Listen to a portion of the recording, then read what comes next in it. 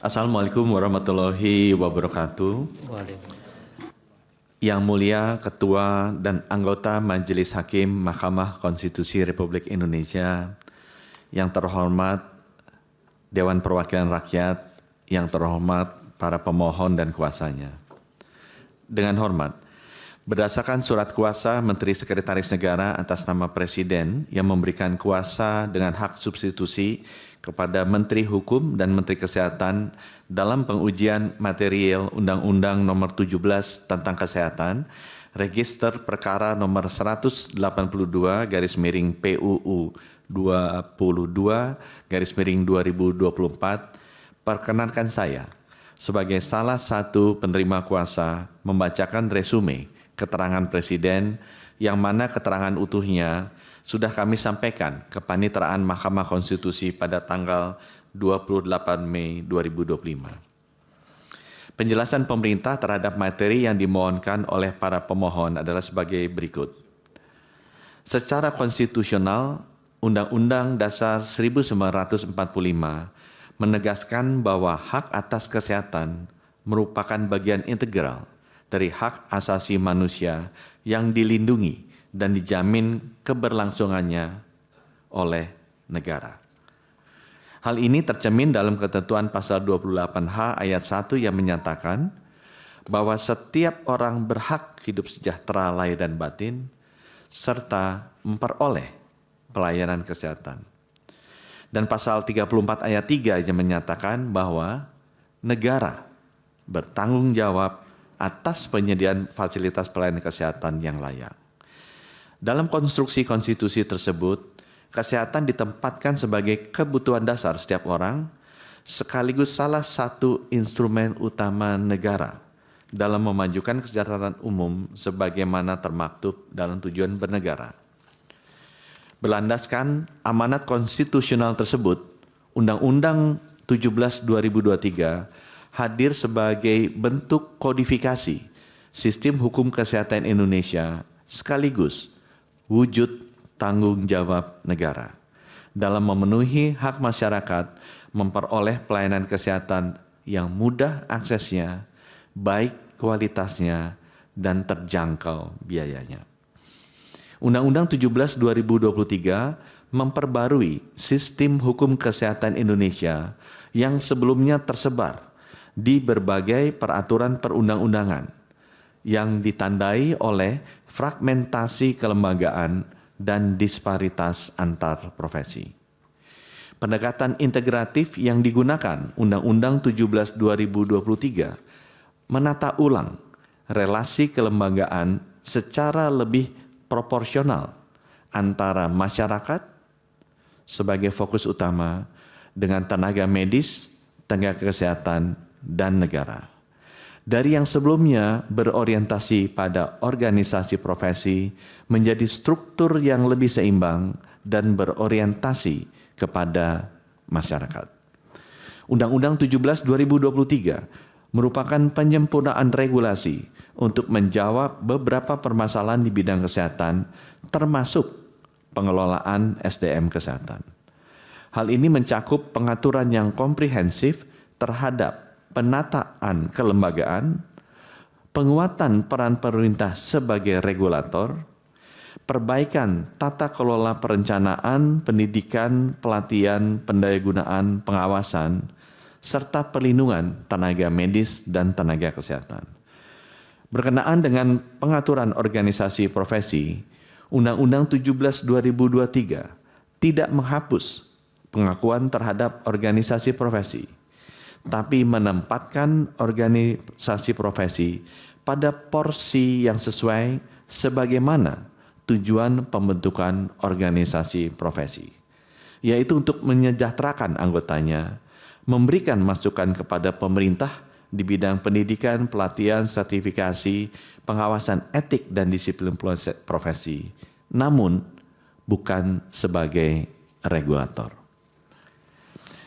Kami akan sampaikan tanggapan pemerintah terhadap dalil-dalil para pemohon. Dalil nomor 1. Kata dapat dan frasa organisasi profesi dalam ketentuan pasal 311 ayat 1 menimbulkan kekacauan hukum karena seakan siapapun mengatasnamakan tenaga medis atau tenaga kesehatan dapat membentuk organisasi profesi tanpa batasan pasti yang rigid dan kualifikasi yang jelas menurut hukum, sehingga menimbulkan kekacauan hukum dan merendahkan mutu, kemanfaatan, kepastian, dan keadilan yang bertentangan dengan pasal 28D ayat 1 Undang-Undang Dasar 1945. Terhadap dalil pertama tersebut, pemerintah memberikan tanggapan sebagai berikut. Pengaturan dalam pasal 311 ayat 1 Undang-Undang 17/2023 yang berbunyi, tenaga medis dan tenaga kesehatan dapat membentuk organisasi profesi merupakan peneguhan prinsip konstitusional pasal 28E ayat 3 Undang-Undang Dasar 1945, yakni hak setiap warga negara untuk berserikat dan berkumpul. Norma ini bukan bentuk pelemahan terhadap organisasi profesi, melainkan justru merupakan pengakuan konstitusional atas hak berserikat dalam ranah keprofesian yang dilandaskan pada prinsip otonomi serta kebebasan individu dalam membentuk dan memilih wadah keilmuan secara terbuka. Dalam negara hukum demokratis, kebebasan berserikat tidak tunduk pada perintah atau keharusan dari negara, tetapi berdiri atas dasar kehendak bebas subjek hukum.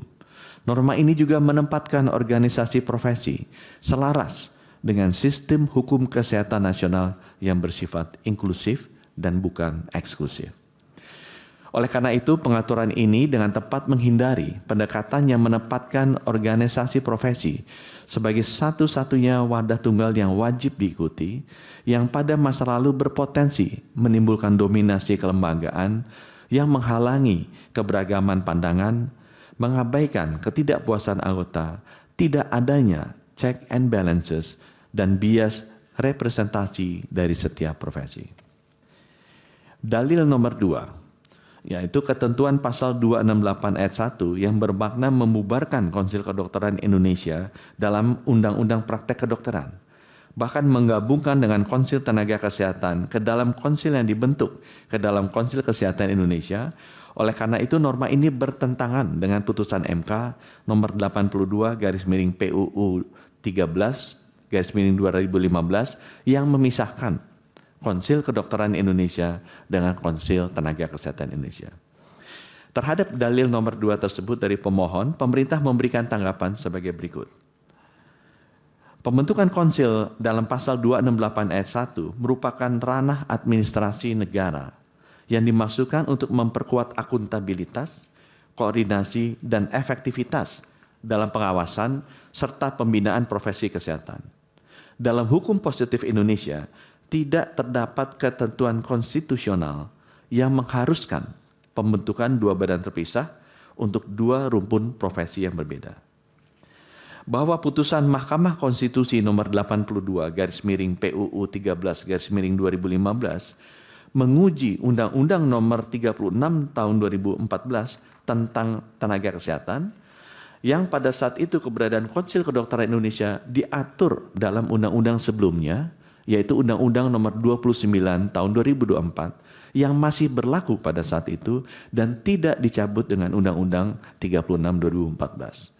Hal itu sebagaimana dasar pertimbangan dalam putusan Mahkamah Konstitusi nomor 82 PUU 13 2015 poin 314 yang pada pokoknya menyebutkan, oleh karenanya untuk menyebatani kepentingan kedua belah pihak serta untuk melakukan penilaian terhadap kemampuan objektif dokter dan dokter gigi dalam memberikan pelayanan atas masyarakat dibentuk Konsil Kedokteran Indonesia yang terdiri atas Konsil Kedokteran dan Konsil Kedokteran Gigi sebagaimana diamanatkan dalam Undang-Undang nomor 29 tahun 2004 tentang praktek kedokteran. Berdasarkan pertimbangan tersebut, maka keberadaan Konsil Kedokteran Indonesia saat itu masih mendasarkan pada Undang-Undang 29 2004 yang masih berlaku. Namun dengan berlakunya Undang-Undang 17 2023 ini, Undang-Undang 29 2004 sudah dicabut dan tidak berlaku lagi. Putusan Mahkamah Konstitusi nomor 82 PU 13 2015 tersebut juga bisa dibaca secara sistemik dan kontekstual. Yang dilarang bukanlah penyatuan kelembagaan itu sendiri, melainkan pengaburan identitas dan otonomi fungsional masing-masing profesi dalam satu kerangka lembaga. Dengan kata lain, sepanjang struktur lembaga yang dibentuk mampu menjamin perlakuan yang adil, proporsional, dan terpisah dalam ruang kerja masing-masing rumpun profesi, maka tidak ada pelanggaran konstitusional dalam memayungi konsil masing-masing kelompok tenaga medis dan tenaga kesehatan di bawah Konsil Kesehatan Indonesia. Dalam konteks itu pula, pasal 268 Undang-Undang 17/2023 tidak hanya menetapkan keberadaan konsil, tapi juga membuka ruang bagi pengaturan internal dalam konsil untuk membedakan fungsi dan pengorganisasian antara tenaga medis dan tenaga kesehatan secara proporsional. Penyatuan kelembagaan tidak berarti unifikasi identitas profesi, melainkan bentuk koordinasi administratif dalam wadah kelembagaan negara yang terstandar agar lebih efisien dan responsif terhadap kebutuhan pelayanan kesehatan masyarakat. Konstitusionalitas pasal 268 ayat 1 Undang-Undang 17/2023 juga harus dimaknai sebagai jaminan negara atas hak atas kesehatan sebagaimana diatur dalam pasal 28H ayat 1 serta pasal 34 ayat 3 Undang-Undang Dasar 1945. Norma ini merupakan bagian dari komitmen negara untuk membentuk sistem pembinaan profesi kesehatan yang lebih terpadu dan dapat diakses oleh masyarakat luas secara transparan dan efisien. Penyatuan konsil merupakan strategi hukum kelembagaan yang tidak hanya rasional, tapi juga konstitusional dalam rangka memperkuat fungsi negara sebagai pelindung hak-hak warga negara atas layanan kesehatan yang aman dan berkualitas. Konsil Kesehatan Indonesia adalah rumah besar bagi konsil tenaga medis dan tenaga kesehatan, sehingga penyatuan tetap mempertimbangkan spesifikasi tenaga medis dan tenaga kesehatan masing-masing. Hal ini tergambar dengan pembentukan konsil masing-masing kelompok tenaga medis dan tenaga kesehatan sebagai bagian dari Konsil Kesehatan Indonesia. Dalam upaya pendekatan mutu keprofesian tenaga medis dan tenaga kesehatan, penyatuan konsil dalam wadah tunggal menciptakan ruang koordinasi komunikasi yang lebih efektif antar profesi. Menyatukan konsil akan mengikis serat-serat hierarkis dan mewujudkan kesetaraan dan kesinambungan atau continuum of care, peran dalam pelayanan kesehatan berbasis tim, yang selama ini menjadi masukan dari banyak komponen masyarakat mengenai layanan berbasis tim antara tenaga kesehatan, tenaga medis, baik dokter spesialis, dokter, perawat, dan bidan, yang lebih mengutamakan peningkatan kesehatan masyarakat, bukan mengutamakan keahlian dan masing-masing bidang profesi. Hal ini sejalan dengan kebijakan global dan tuntutan masyarakat mengenai pelayanan kesehatan berorientasi pada pasien, bukan berorientasi terhadap penyedia tenaga kesehatan. Dan orientasi terhadap pasien ini akan membuat layanan kesehatan lebih terintegrasi, lebih komprehensif, bebas dari ego sektoral masing-masing profesi tenaga kesehatan, dan penyatuan konsil juga merupakan upaya efisiensi kelembagaan yang kolaboratif, partisipatif, dan berbasis kebutuhan masyarakat. Dalil yang ketiga, ketentuan pasal 270 Undang-Undang 17/2023 sepanjang fasa profesi tenaga medis dan sepanjang kata kolegium menimbulkan permasalahan hukum karena pasal 270 Undang-Undang 17/2023 tidak membedakan tenaga medis dan tenaga kesehatan sehingga menimbulkan permaknaan yang berbeda dan menimbulkan kekacauan hukum karena keanggotaan konsil dicampur adukan dalam satu klasifikasi antara tenaga medis dan tenaga kesehatan. Terhadap dalil nomor 3 pemohon tersebut, pemerintah memberikan tanggapan sebagai berikut. Pasal 270 Undang-Undang 17/2023 justru menunjukkan komitmen terhadap representasi partisipatif dan deliberatif dalam pembentukan konsil, pengaturan bahwa keanggotaan konsil terdiri atas 4 unsur, yaitu pemerintah, profesi, kolegium, dan masyarakat, merupakan bentuk pengakuan atas prinsip tata kelola yang inklusif, yang berorientasi kepada pasien atau masyarakat, yang menempatkan seluruh pemangku kepentingan dalam posisi strategis untuk ikut serta bersama-sama dalam proses penyusunan kebijakan publik di bidang kesehatan. Keanggotaan konsil sebagaimana dirumuskan dalam pasal 270 menunjukkan prinsip check and balances secara internal dalam tubuh lembaga itu sendiri. Unsur pemerintah menjamin keterpautan dengan kebijakan negara. Unsur profesi menjamin keotentikan kepentingan profesi di lapangan. Unsur kolegium menjamin kredibilitas keilmuan, dan unsur masyarakat yang paling penting merupakan manifestasi kontrol sosial sebagai penerima manfaat. Dengan demikian, norma ini mencerminkan desain institusional yang tidak hanya demokratis secara substansial, tetapi juga efisien secara tata kelola dalam menghadirkan sistem kesehatan Indonesia yang komprehensif, transparan, akuntabel, dan berorientasi kepada masyarakat.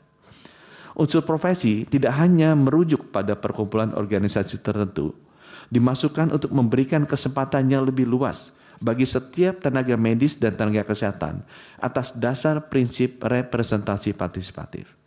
Unsur profesi yang tidak dibatasi hanya berasal dari organisasi profesi juga merupakan pengakuan legal terhadap pentingnya suara profesi dalam proses pembuatan kebijakan publik yang berkaitan langsung dengan ranah kerjanya tanpa adanya konflik kepentingan dari organisasi profesinya.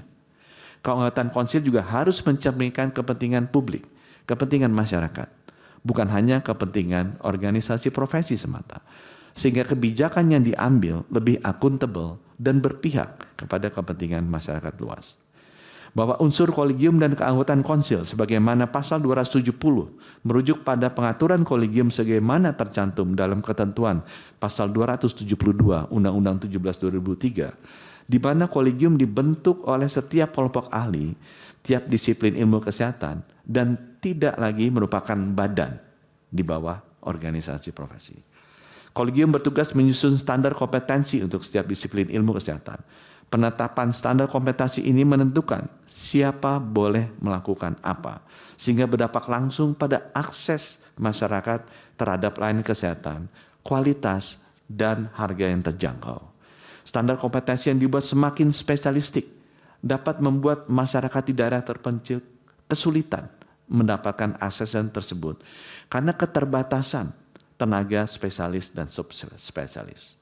Oleh karena itu, penyusunan standar kompetensi harus mengutamakan kepentingan masyarakat, harus berorientasi kepada kebutuhan masyarakat luas, dan bebas dari konflik kepentingan kelompok profesi tertentu yang ingin agar tindakan-tindakan atau kompetensi tertentu hanya dilakukan oleh profesi tertentu, dengan tujuan memastikan akses yang merata, menjaga mutu, dan juga harga yang terjangkau bagi layanan kesehatan masyarakat. Pemerintah memberikan contoh dampak penyusunan standar kompetensi dengan kecenderungan semakin spesialistik yang berdampak negatif bagi akses terhadap masyarakat, yaitu pada pelayanan cuci darah atau hemodialisa. Sebelum tahun 2008, belum ada regulasi nasional yang mengatur kewenangan dokter dalam cuci darah. Kompetensi dasar cuci darah masih diperkenalkan saat program pendidikan dokter spesialis penyakit dalam yang disusun oleh kolegium. Layanan cuci darah dapat dilakukan oleh dokter spesialis penyakit dalam yang merupakan dokter wajib yang harus ada di semua rumah sakit tipe C. Dan sampai sekarang terus dikejar dan kita belum berhasil memenuhi 514 kabupaten kota dengan dokter spesialis penyakit dalam untuk melakukan layanan hemodialisa yang banyak dialami oleh masyarakat kita. Tahun 2008, Kementerian Kesehatan bersama Perhimpunan Nefrologi Indonesia menerbitkan pedoman pelayanan hemodialisis di sarana pelayanan kesehatan dengan standar ketenagaan yang serupa dengan konsensus hemodialisis dari Pernefri, Perhimpunan Nefrologi Indonesia, yang telah diterbitkan 5 tahun sebelumnya, yaitu bahwa kualifikasi supervisor unit hemodialisa harus spesialis penyakit dalam dan subspesialis konsultan ginjal dan hipertensi. Penanggung jawab adalah spesialis penyakit dalam, subspesialis konsultan ginjal hipertensi, atau spesialis penyakit dalam dengan pelatihan hemodialisis. Pelaksananya adalah dokter umum dengan pelatihan hemodialisis. Ini mengubah secara drastis akses yang diberikan kepada masyarakat yang sebelumnya diberikan oleh spesialis penyakit dalam saja. Tahun 2009 diperkuat dengan standar profesi dokter spesialis penyakit dalam, terbitan dari Perhimpunan Dokter Spesialis Penyakit Dalam Indonesia atau PAPDI, yang mencantumkan bahwa hemodialisis adalah keterampilan tersertifikasi hingga dokter spesialis penyakit dalam yang sudah kita sebar hampir ke 514 kabupaten kota yang belum kita bisa penuhi kebutuhannya, tidak lagi memperoleh keterampilan ini selama pendidikan dasar. Keterampilan ini ditarik ke atas untuk spesialis penyakit dalam, subspesialis ginjal hipertensi yang sangat sedikit jumlahnya di negara ini. Tahun 2010 standar ketenagaan pelayanan hemodialisis semakin diperketat melalui peraturan Menteri Kesehatan nomor 812 yang meliputi supervisor. Itu yang Pak Menteri baca itu ringkasan yang mana itu? Halaman 7 ini Pak. Ya tapi nggak ada 2010-nya nggak ada, tadi 2008 nggak ada. Ada ringkasan lain selain yang diserahkan hakim? Bu Indah? Iya, ini ada ringkasan baru itu dia kan. Udah diserahkan ke sana. Serahkan dia tapi beda. Nanti diserahkan yang dibaca Pak Menteri ini ya, Ya. supaya melengkapi. Ini tidak ada tadi yang 2008 tidak ada. Yang ada 2003 dan 2009. 2010 juga nggak ada Pak. Nanti serahkan ya. Ya. Baik Pak. Lanjut Pak. Saya lanjut Pak. Tahun 2010 standar ketenagaan pelayanan hemodialisis semakin diperketat melalui peraturan Menteri Kesehatan nomor 812 yang meliputi supervisor harus spesialis penyakit dalam, subspesialis ginjal hipertensi, dan penanggung jawab minimal dokter spesialis penyakit dalam dengan pelatihan hemodialisis. Tidak ada lagi peran dokter umum sebagai pelaksana.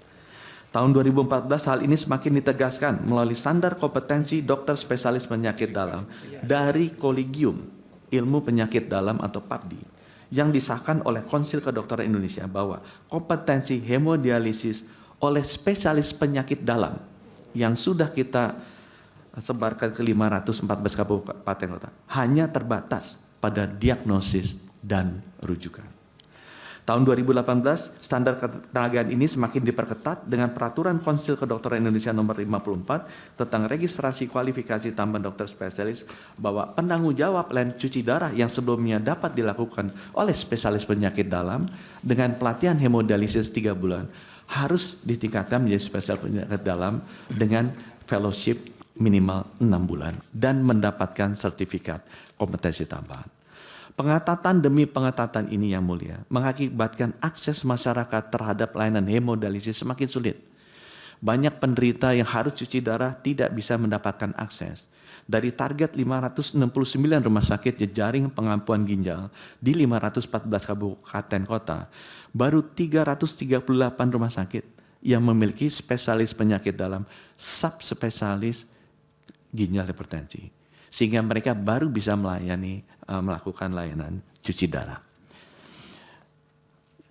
Bapak Ibu yang kami muliakan, ketika kewenangan kolegium yang berdampak pada hajat hidup orang banyak berada di bawah organisasi profesi yang memiliki kepentingan untuk melindungi dan mensejahterakan anggotanya, maka potensi konflik kepentingan menjadi sangat besar.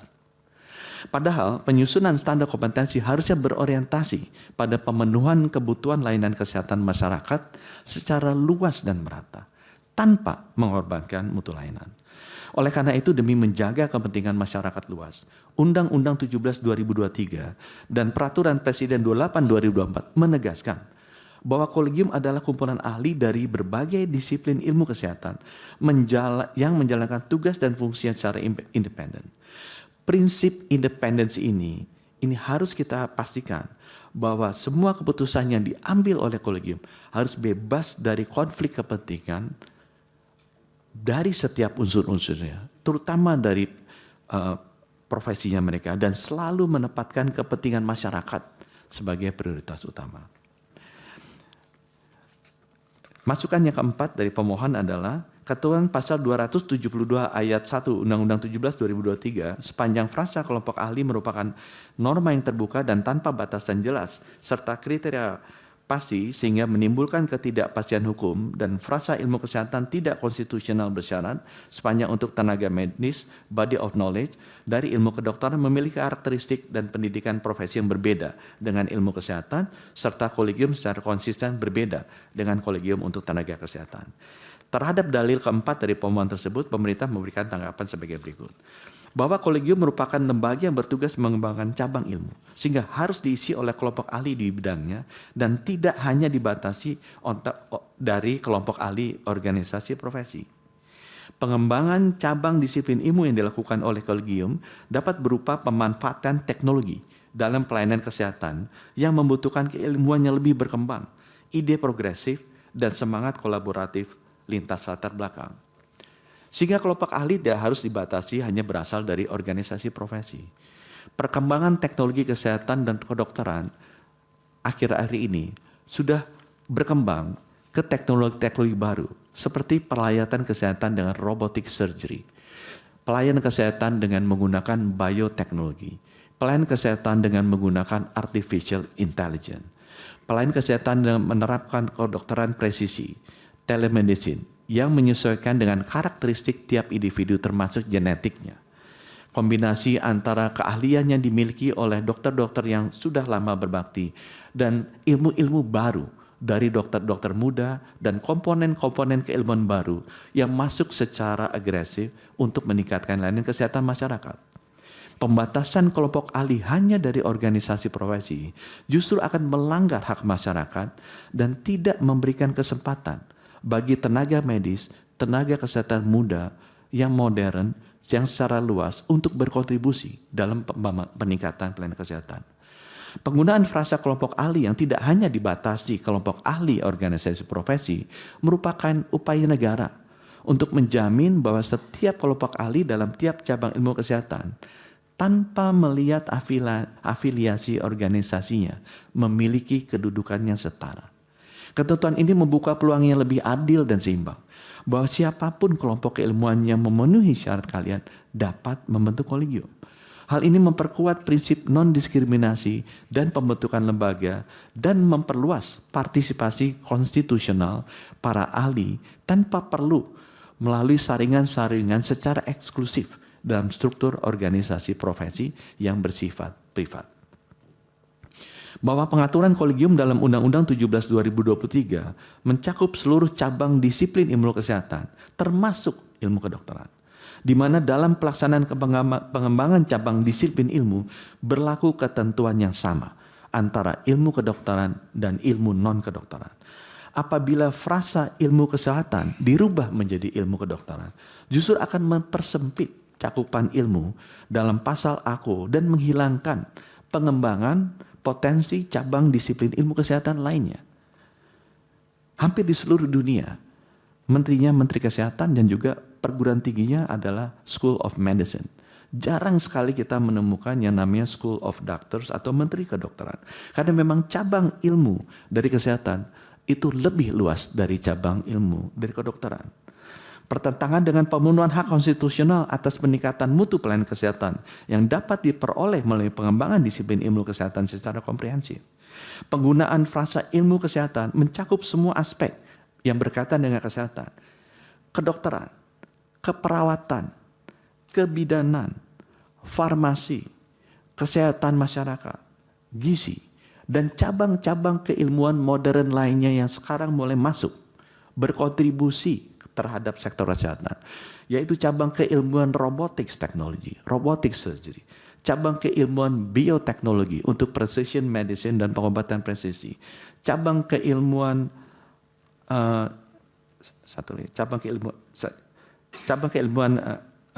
robotics teknologi, cabang keilmuan bioteknologi yang menunjukkan bahwa seluruh bidang ilmu kesehatan memiliki peran penting dalam sistem kesehatan nasional. Tadi saya terlewat yang artificial intelligence. Terkait dengan frasa kolegium, hal ini sesuai dengan penjelasan sebagaimana tersebut di atas bahwa konsep kolegium dalam Undang-Undang 17 2023 yang tidak lagi menempatkan kolegium di bawah organisasi profesi merupakan bagian dari transformasi tata kelola SDM kesehatan dalam rangka peningkatan profesionalisme tenaga medis dan tenaga kesehatan yang di dalamnya mencakup aspek mutu dan kompetensi.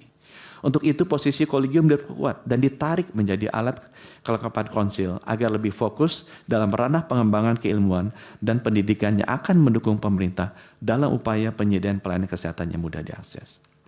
Dalil kelima dari pemohon adalah ketentuan pasal 272 ayat 3 huruf B Undang-Undang 17/2003 sepanjang kata kolegium adalah tenaga medis karena berbeda dengan kolegium untuk tenaga kesehatan. Dan sepanjang kata pelatihan dimaknai sebagai pelatihan berkelanjutan, tenaga medis yang merupakan pendidikan non-formal, pendidikan dan pelatihan kedokteran berkelanjutan yang diselenggarakan organisasi, bukan diselenggarakan oleh pemerintah. Terhadap dalil nomor 5 dari pemohon tersebut, pemerintah memberi tanggapan sebagai berikut. Dalam ketentuan pasal 1 angka 26 Undang-Undang 17/2023, kolegium adalah kumpulan ahli dari setiap disiplin ilmu kesehatan yang mengampu cabang ilmu tersebut dan menjalankan tugas dan fungsi secara independen dan merupakan alat kelengkapan konsil. Kolegium dalam ketentuan AQO tidak hanya mengatur mengenai tenaga medis sebagaimana telah pemerintah jelaskan di atas, bahwa peran pengembangan cabang disiplin ilmu yang dilakukan antara kolegium tenaga medis dan kolegium tenaga kesehatan berlaku hal yang sama. Bahwa pelatihan bagi tenaga medis dan tenaga kesehatan merupakan bagian dari program pemeliharaan, penguatan, dan pemutakhiran kompetensi tenaga medis dan tenaga kesehatan yang harus dilakukan secara berkelanjutan dalam upaya penjagaan peningkatan mutu tenaga medis dan tenaga kesehatan. Penyusunan standar kurikulum pelatihan dalam ketentuan AQO termasuk di dalamnya mencakup pelatihan berkelanjutan yang dapat dilaksanakan oleh lembaga pelatihan yang terakreditasi sesuai dengan ketentuan perundang-undangan. Bahwa lembaga pelatihan tidak dibatasi, hanya dilaksanakan oleh organisasi profesi. Mengingat banyaknya jumlah tenaga medis dan tenaga kesehatan yang memerlukan pelatihan. Apabila penyelenggaraan pelatihan hanya dapat dilakukan oleh organisasi profesi, akan membatasi hak tenaga medis dan tenaga kesehatan untuk mengembangkan diri.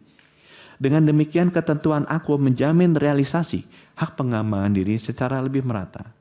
Saat ini telah dilaksanakan pelatihan bidang kesehatan yang dilakukan oleh lembaga pelatihan terakreditasi, baik organisasi profesi, baik perguruan tinggi maupun universitas, baik fasilitas pendidikan pemerintah, baik fasilitas juga milik pendidikan masyarakat, antara lain lembaga penelitian yang dimiliki oleh fasilitas kesehatan, perguruan tinggi, organisasi profesi.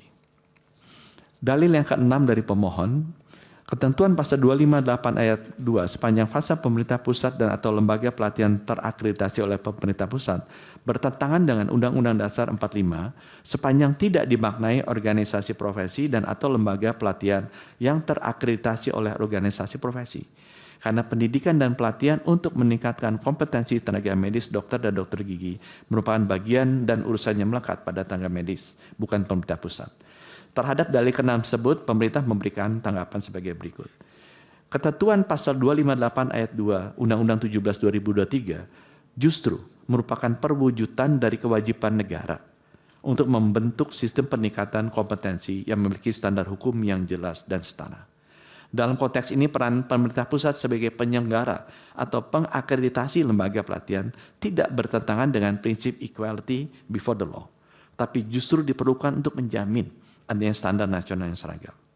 Pasal 258 ayat 2 undang-undang ini tidak melarang pelatihan oleh siapapun, tidak melarang, tetapi mensyaratkan pelatihan tersebut harus berada dalam standar akreditasi nasional. Hal itu justru memperluas ruang partisipasi lembaga-lembaga pendidikan dan pelatihan di luar organisasi profesi, termasuk perguruan tinggi, termasuk lembaga pelatihan swasta. Dengan demikian norma ini tidak membatasi, melainkan menginklusikan pengembangan kompetensi secara nasional melalui mekanisme akreditasi. Akreditasi oleh pemerintah bukan bentuk intervensi ke ranah ilmuwan, melainkan bentuk kontrol terhadap mutu pelatihan dilaksanakan oleh berbagai lembaga, termasuk organisasi profesi, institusi pendidikan tinggi, rumah sakit pendidikan, dan juga organisasi-organisasi masyarakat yang lulus akreditasi lainnya, yang diberikan oleh tenaga medis dan tenaga kesehatan sesuai kompetensinya. Peran negara dalam penyelenggaraan pelatihan juga tidak dapat dilepaskan dari tanggung jawab kita dalam pasal 34 ayat 3 Undang-Undang Dasar 1945 bahwa penyediaan layanan kesehatan yang layak adalah tanggung jawab negara. Penyediaan layanan kesehatan yang layak perlu didukung oleh tenaga medis dan tenaga kesehatan yang kompetensi yang terjaga. Dalil nomor 7 dari pemohon mengenai ketentuan pasal 264 ayat 1 huruf B Undang-Undang 17 2023 sepanjang frasa tempat praktek bertentangan dengan Undang-Undang Dasar 1945 sepanjang tidak dimaknai tempat praktek dengan rekomendasi organisasi profesi sepanjang untuk tenaga medis. Karena meniadakan syarat rekomendasi organisasi profesi dalam menerbitkan SIP tenaga medis adalah meniadakan hak konstitusional pemohon atas perlindungan dan kepastian hukum yang adil bagi tenaga medis sesuai pasal 28D ayat 1 Undang-Undang Dasar 45. Terhadap dalil ke-7 tersebut, pemerintah memberikan tanggapan sebagai berikut. Dihilangkannya rekomendasi organisasi profesi pada prinsipnya untuk menyederhanakan birokrasi perizinan tenaga medis dan tenaga kesehatan sebagai upaya pemerintah dalam meningkatkan kualitas pelayanan publik. Dalam menerbitkan izin praktek, negara harus memegang kendali penuh karena negaralah yang bertanggung jawab memberikan perlindungan publik, akuntabilitas demokratis, dan keadilan sosial dalam sistem kesehatan nasional sehingga dapat menjamin setiap warga negara untuk memperoleh pelayanan kesehatan yang layak. Kewajiban rekomendasi organisasi profesi sebagai salah satu syarat penerbitan surat izin praktek justru membatasi hak warga negara untuk mendapatkan pekerjaan dan penghidupan yang layak. Karena menambah persyaratan di luar aspek pemenuhan kompetensi yang telah dipersyaratkan sebelumnya melalui surat tanda registrasi dan sertifikat kompetensi. Pengaturan sebelumnya yang mempersyaratkan rekomendasi organisasi profesi untuk penerbitan izin praktek menimbulkan beberapa masalah dan hambatan bagi tenaga medis dan tenaga kesehatan untuk menjalankan praktek keprofesiannya. Sementara terdapat kebutuhan peningkatan pemerataan dan akses layanan kesehatan yang harus diterima masyarakat. Permasalahan dan hambatan di lapangan antara lain sulitnya mendapatkan rekomendasi untuk bagi lulusan perguruan tinggi. Sulitnya kita bekerja di daerah tertentu yang sudah ada senior-senior dokternya ada di sana dan tidak diberikannya rekomendasi untuk penambahan medis di satu rumah sakit atau di satu daerah tertentu. Dalil nomor 8 dari pemohon adalah ketentuan pasal 264 ayat 5 Undang-Undang 17 2023 sepanjang kata menteri bertentangan dengan Undang-Undang Dasar 1945 sepanjang tidak dimaknai untuk tenaga medis dilakukan oleh organisasi profesi. Karena pemenuhan kecukupan satuan kredit profesi adalah turunan dari penyelenggaraan pendidikan dan pelatihan berkelanjutan yang merupakan hal yang absah dan konstitusional dalam wewenang melekat pada organisasi profesi. Terhadap dalil ke-8 tersebut, pemerintah memberikan tanggapan sebagai berikut. Satuan kredit profesi merupakan indikator keprofesian atas upaya tenaga medis dan tenaga kesehatan untuk menjaga dan meningkatkan kompetensinya. Pengelolaan kecukupan SKP atau Satuan Kredit Profesi oleh Menteri tidak dapat dimaknai sebagai intervensi terhadap isi atau bentuknya, karena itu adalah wewenang dari kolegium. Penetapan SKP diberikan oleh kolegium sebagai pengampu cabang ilmu. Pengelolaan kecukupan SKP dilakukan oleh Menteri untuk membangun sistem administrasi berbasis data, digital, online untuk memastikan bahwa kegiatan dilakukan secara transparan, tercatat secara valid, dan dapat dicek langsung, dilihat oleh semua institusi penyelenggara kesehatan yang ingin mengetahui standar kompetensi para tenaga kesehatannya. Ini standarnya secara nasional sama dan tidak dipungut biaya, sehingga menghindari potensi komersialisasi satuan kredit profesi yang banyak dikeluhkan oleh dokter-dokter muda, apalagi yang tinggalnya jauh dari Jawa. Dalil nomor 9, ketentuan pasal 291 ayat 2 Undang-Undang 17 2023 sepanjang kalimat oleh konsil serta kolegium dan ditetapkan oleh menteri bertentangan dengan Undang-Undang Dasar 1945 sepanjang tidak dimaknai organisasi profesi karena standar profesi adalah domain profesi dan wewenang organisasi profesi bukan wewenang eksekutif atau menteri kesehatan. Standar profesi yang ditetapkan oleh menteri merupakan intervensi dan melanggar kemandirian profesi tenaga medis dan penentuan standar profesi. Terhadap dalil ke-9 tersebut, pemerintah memberikan tanggapan sebagai berikut. Standar profesi merupakan pedoman bagi tenaga medis dan tenaga kesehatan dalam menjalankan praktek profesinya, dalam rangka menjamin mutu pelayanan kesehatan termasuk keselamatan pasien. Pasal 291 ayat 2 Undang-Undang 17 2023 tidak memberikan kewenangan kepada menteri untuk menyusun standar profesi. Penyusunan substansi tetap dilakukan oleh konsil dan kolegium, yang konsil bertanggung jawab kepada presiden langsung melalui menteri, di mana konsil sebagai lembaga yang melaksanakan tugas ini untuk meningkatkan mutu praktik dan kompetensi tenaga teknis keprofesian, tenaga medis dan tenaga kesehatan, sedangkan kolegium sebagai lembaga yang berperan dalam pengembangan disiplin ilmu kesehatan. Penetapan oleh menteri adalah bentuk legalitas dari suatu standar yang telah melalui proses penyusunan oleh kolegium dan diverifikasi oleh konsil. Penetapan oleh menteri bukan intervensi, melainkan mekanisme formal dalam sistem negara untuk menjamin bahwa standar yang dimaksud dapat diimplementasikan. Bukan hanya merupakan himbauan, tapi merupakan regulasi yang valid dalam sistem ketatanegaraan Indonesia. Penetapan standar profesi oleh menteri merupakan bentuk keselarasan antara pengembangan ilmu dan pelaksanaan tugas negara dalam menjamin mutu pelayanan kesehatan. Tidak adanya standar nasional, di mana satu fasilitas kesehatan bisa berbeda dengan yang lain, kalau tidak ditetapkan oleh negara, justru akan menyebabkan keragaman mutu layanan, perbedaan kualitas layanan yang berbahaya dan tidak adil bagi hak konstitusional masyarakat. Dalil ke-10, ketentuan pasal 421 ayat 1 Undang-Undang 17 2023, sepanjang penyelenggaraan kesehatan bertentangan dengan Undang-Undang Dasar 1945, sepanjang tidak dimaknai untuk tenaga medis, dilakukan bersama organisasi profesi tenaga medis, karena pengawasan terhadap tenaga medis dalam penyelenggaraan layanan medis dalam hal tindakan medis melakukan praktek kedokteran adalah domain dan wewenang organisasi profesi, bukan pemerintah pusat dan pemerintah daerah. Terhadap dalil ke-10 tersebut, pemerintah memberikan tanggapan sebagai berikut. Dalam pelaksanaan praktek tenaga medis dan tenaga kesehatan, perlu dilakukan pengawasan yang bertujuan untuk mengendalikan penyelenggaraan pelayanan kesehatan agar efektif, kualitasnya baik, dan efisien, harga terjangkau. Serta memastikan penyelenggaraan kesehatan dilaksanakan sesuai dengan ketentuan peraturan perundang-undangan. Dalam hal ini praktik yang dilakukan oleh tenaga medis dan tenaga kesehatan harus sesuai dengan standar profesi, standar pelayanan, standar prosedur operasional, dan etika profesi, serta mengutamakan kebutuhan kesehatan pasien. Sehingga pemerintah harus melakukan pengawasan. Pengawasan penyelenggaraan kesehatan oleh pemerintah pusat dan pemerintah daerah, sebagaimana ketentuan pasal 421 Undang-Undang 17 2023, dapat mengikutsertakan masyarakat.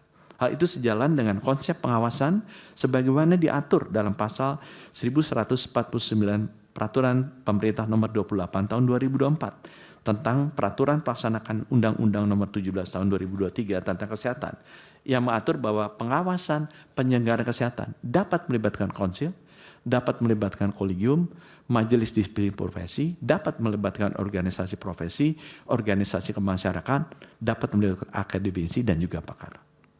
Pengawasan oleh pemerintah pusat dan pemerintah daerah bukan untuk mengambil alih seluruh fungsi layanan atau profesi, melainkan untuk memastikan bahwa seluruh penyelenggaraan kesehatan, baik yang dilakukan oleh negara maupun oleh masyarakat, termasuk swasta dan profesi, sejalan dengan ketentuan peraturan perundang-undangan. Para pemohon keliru jika menafsirkan pengawasan berarti intervensi terhadap independensi profesi. Pengawasan oleh pemerintah pusat dan pemerintah daerah dapat melibatkan salah satunya organisasi profesi. Pengawasan diperlukan untuk menjalankan prinsip kehati-hatian dalam urusan pemerintah yang menyangkut keselamatan warga negara. Tanpa pengawasan oleh pemerintah, tidak akan ada mekanisme sistematis untuk memastikan mutu, kepatuhan standar, memastikan harga yang wajar, baik obat maupun layanan kesehatan, untuk kepentingan masyarakat. Oleh karena itu, frasa melakukan pengawasan terhadap setiap penyelenggara kesehatan harus dimaknai sebagai bentuk pengawasan teknis dan administratif yang merupakan tanggung jawab konstitusional pemerintah. Dalil nomor 11. Ketentuan pasal 442 Undang-Undang 17 2023 bertentangan dengan Undang-Undang Dasar karena ada kesenjangan yang tidak proporsional antara rumusan sanksi yang dikenakan dengan perbuatan yang dilarang dalam pasal 442.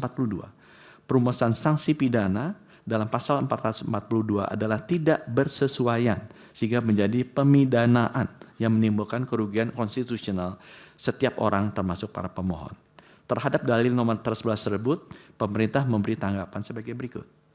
Bahwa hak atas kesehatan sebagai dijamin dalam pasal 28H ayat 1 dan pasal 34 ayat 3 Undang-Undang Dasar 1945 tidak dapat dipisahkan dari jaminan atas keselamatan pasien. Penempatan tenaga medis dan tenaga kesehatan yang tidak memiliki SIP dalam suatu institusi pelayanan kesehatan merupakan bentuk kelalaian yang menimbulkan ancaman serius terhadap hak pasien atas layanan kesehatan yang bermutu. Berdasarkan hal tersebut, sanksi pidana dalam pasal 442 Undang-Undang 17 2023 bukan bentuk kriminalisasi administratif, melainkan bagian dari tanggung jawab negara dalam membentuk sistem hukum yang dapat mengatur dan mengawasi praktek keprofesian di bidang yang menyangkut keselamatan nyawa manusia. Apabila negara tidak menegaskan larangan ini dengan mekanisme sanksi, maka sistem perizinan akan kehilangan daya ikatnya dan masyarakat akan kehilangan perlindungan terhadap praktek tenaga medis dan tenaga kesehatan yang tidak kompeten.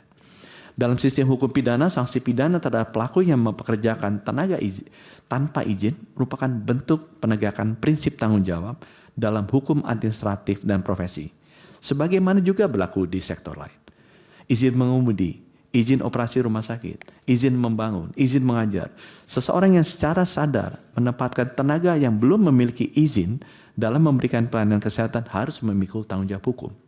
Ketentuan ini justru menegakkan kepastian hukum baik bagi tenaga medis dan tenaga kesehatan yang baik, di satu sisi lain juga melindungi masyarakat dalam menerima layanan dari tenaga medis dan tenaga kesehatan yang juga kompeten.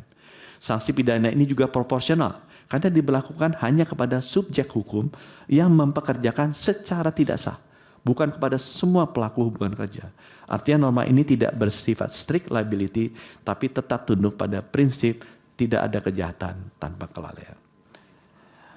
Dalil yang terakhir nomor 12 dari pemohon. Ketentuan pasal 454 huruf C Undang-Undang 17 2023 bertentangan dengan Undang-Undang Dasar 45 karena mencabut Undang-Undang Praktek Kedokteran dan justru menggantinya dengan undang-undang baru yang substansinya lebih buruk dan menimbulkan kekacauan hukum pengaturan tenaga medis.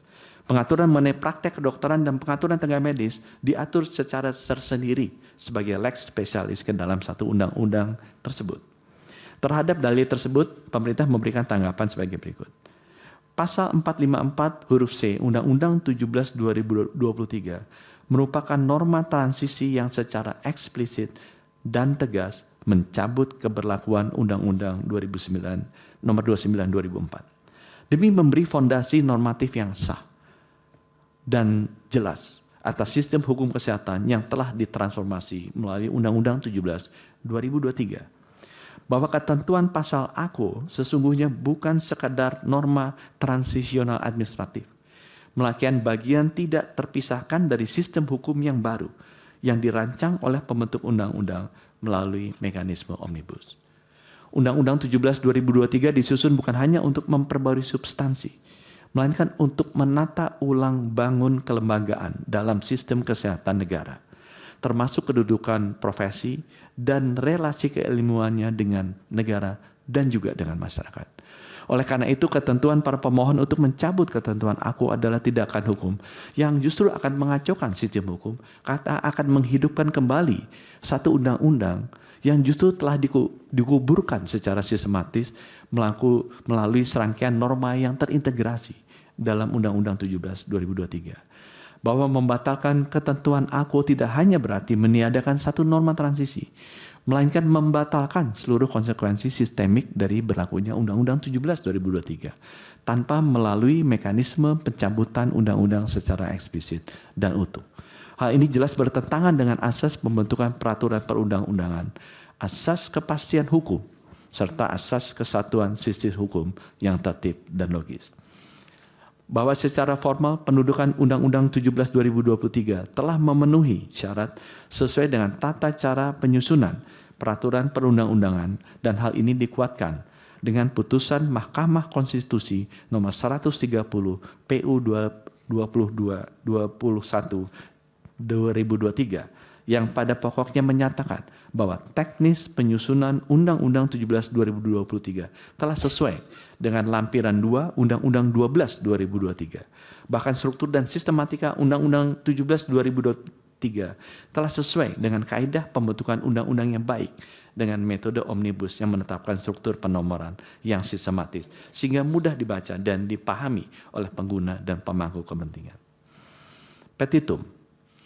Berdasarkan keterangan tersebut di atas, pemerintah memohon kepada Yang Mulia Ketua, Yang Mulia Anggota Majelis Hakim Mahkamah Konstitusi Republik Indonesia yang memeriksa, mengadili, dan memutus permohonan pengujian dapat memberikan putusan sebagai berikut. 1. Menerima keterangan Presiden secara keseluruhan. 2. Menyatakan bahwa para pemohon tidak mempunyai kedudukan hukum. 3.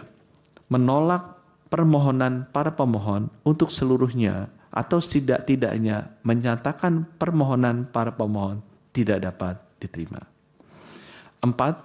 Menyatakan bahwa ketentuan pasal 311 ayat 1, pasal 268 ayat 1, pasal 270, pasal 272 ayat 1, pasal 272 ayat 3, pasal 258 ayat 2, pasal 264 ayat 1 huruf B, pasal 264 ayat 5, pasal 291 ayat 2, pasal 421 ayat 1, pasal 442, dan pasal 454 huruf C, Undang-Undang Nomor 17 Tahun 2023 tentang Kesehatan, tidak bertentangan dengan ketentuan pembukaan Undang-Undang Dasar 1945, alinea 4, pasal 27, pasal 28C ayat 1, pasal 28D ayat 1, pasal 28H ayat 1, Undang-Undang Dasar Negara Republik Indonesia tahun 1945. Demikian kami sampaikan atas perkenan dan perhatian Yang Mulia Ketua, Yang Mulia Anggota Majelis Hakim Mahkamah Konstitusi Republik Indonesia, kami ucapkan terima kasih. Hormat kami, Kuasa Presiden, Menteri Kesehatan Budi Gunadi Sadikin. Minum dulu Pak Menteri, silakan. Wassalamualaikum warahmatullahi wabarakatuh. Waalaikumsalam. Baik, silakan kembali ke nanti yang keterangan-keterangan yang ada tambahan tadi Ibu diserahkan ya ke mahkamah. Ini jangan-jangan karena ada Pak Menteri sendiri yang akan membacakan terus ada tambahan-tambahan yang tidak diserahkan ke. Nah, ini berarti pesannya kuat bahwa sebaiknya Pak Menteri itu sering hadir di persidangan. Baik, ini karena banyak yang akan didalami, kebetulan Pak Menteri hadir.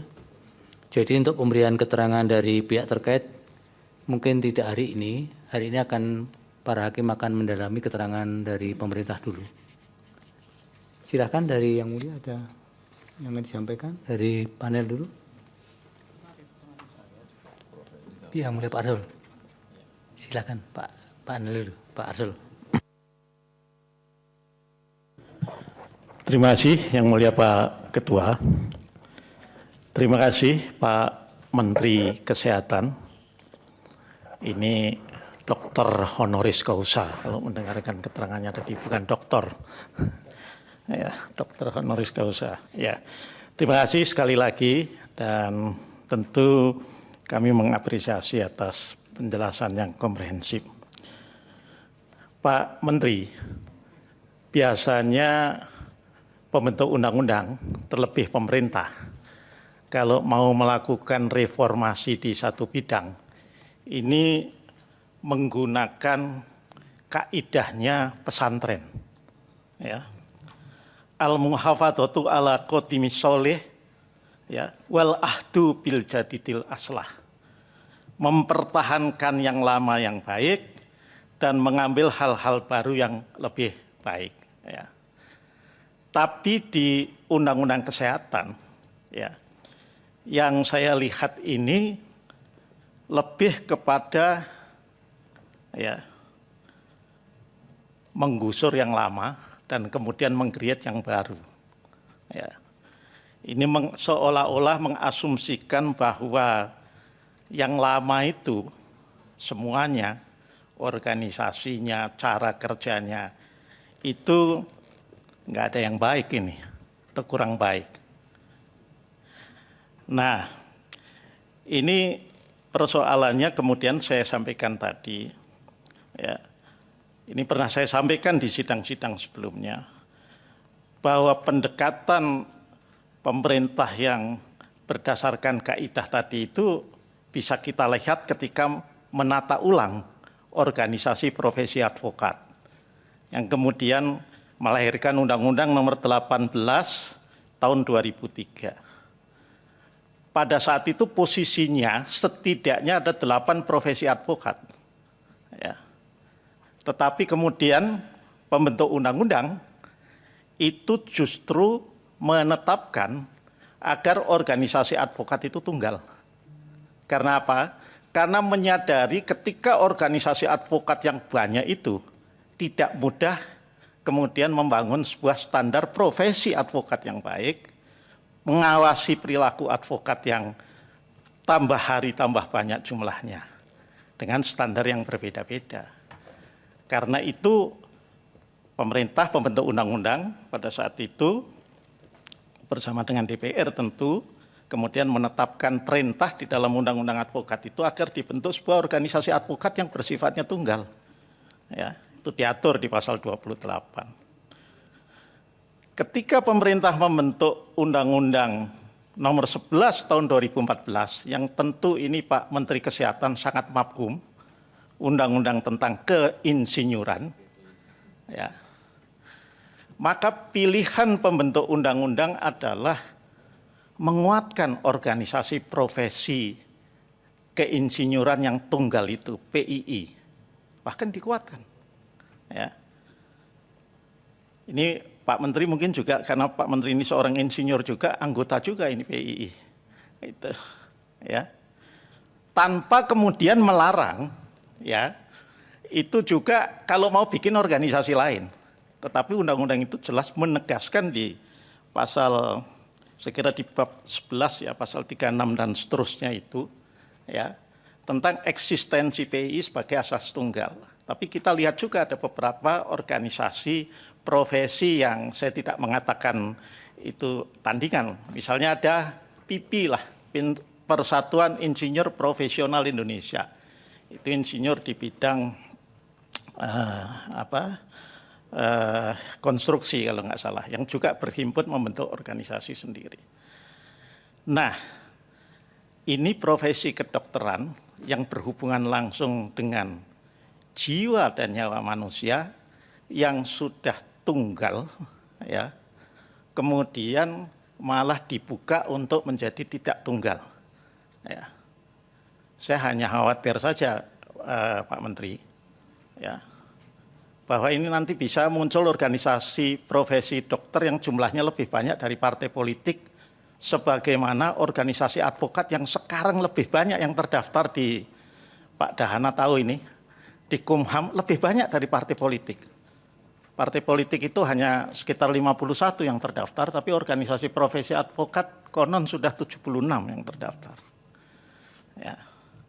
Nah ini pertanyaan saya adalah, mengapa pilihannya ini? Tentu tadi saya menyimak dengan baik alasan konstitusional yang disampaikan oleh pemerintah, oleh Presiden.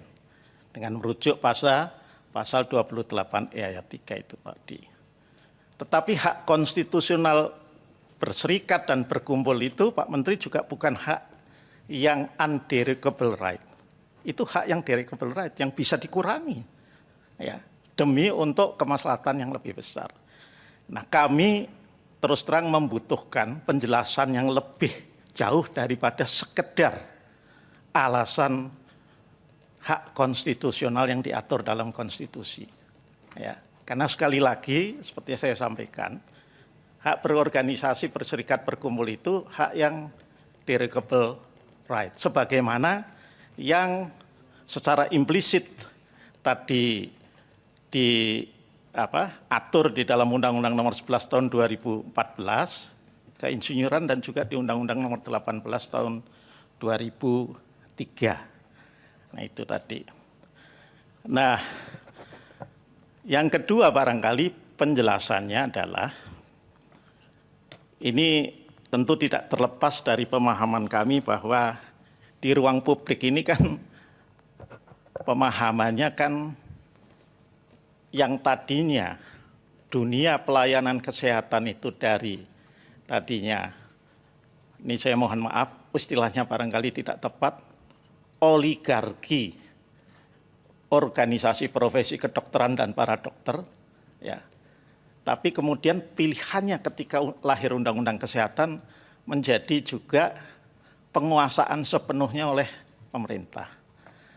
Pilihannya kenapa seperti itu, ya?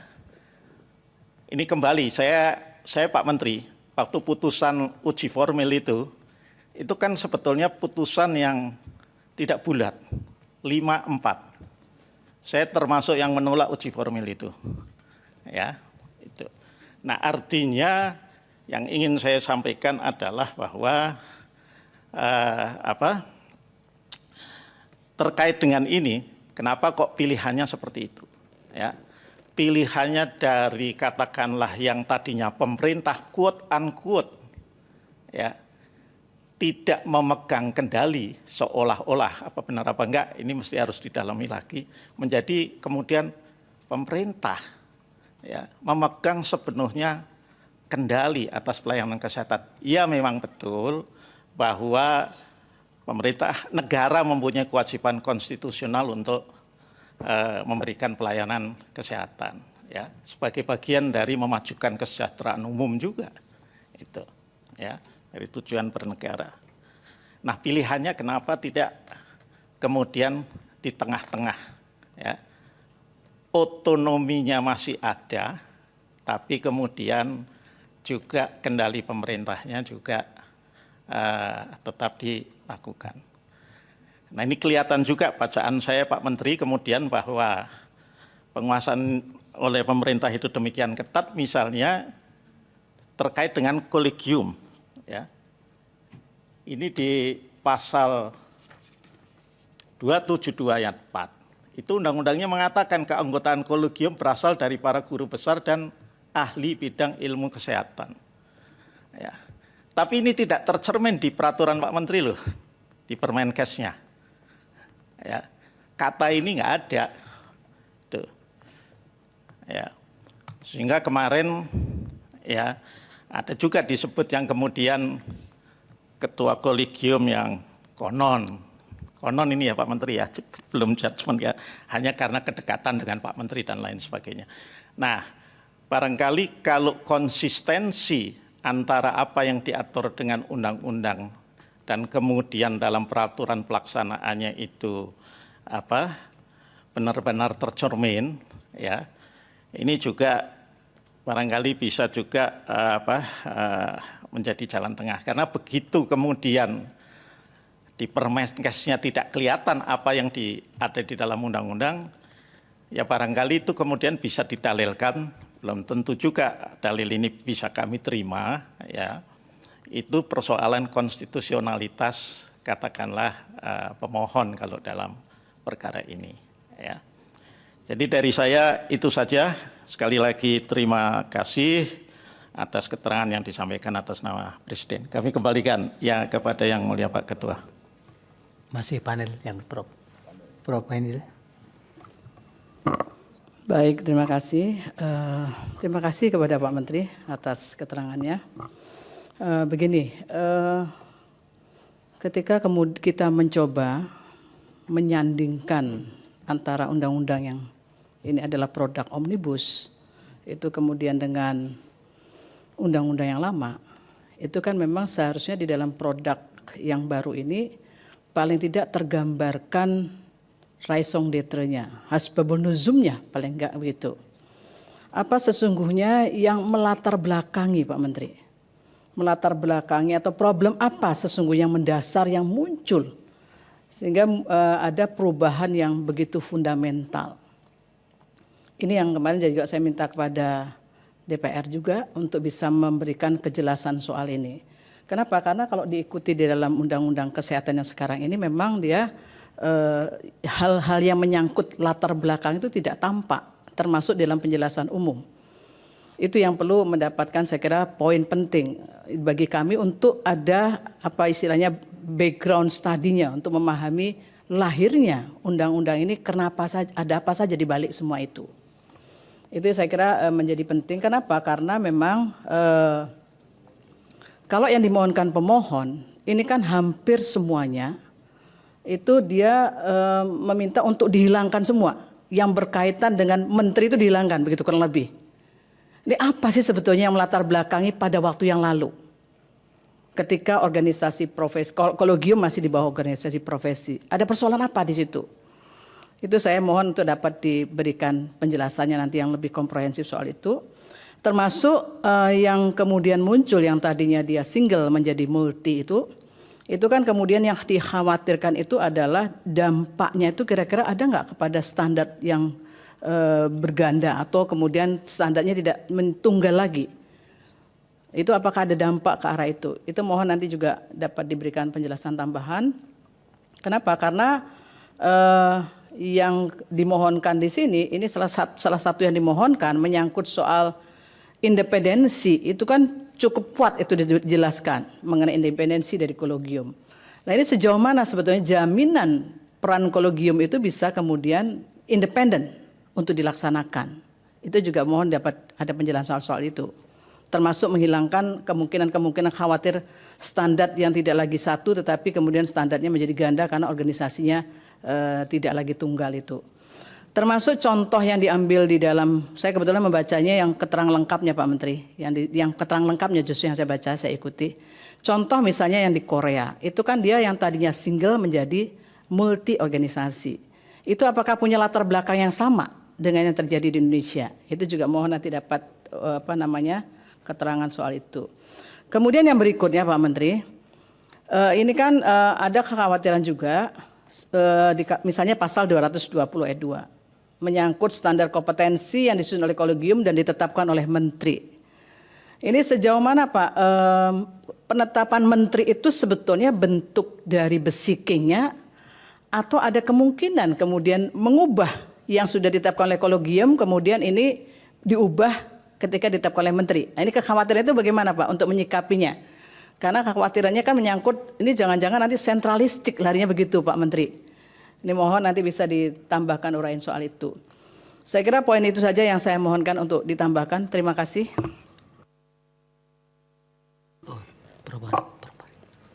Prof. Arif, monggo Prof.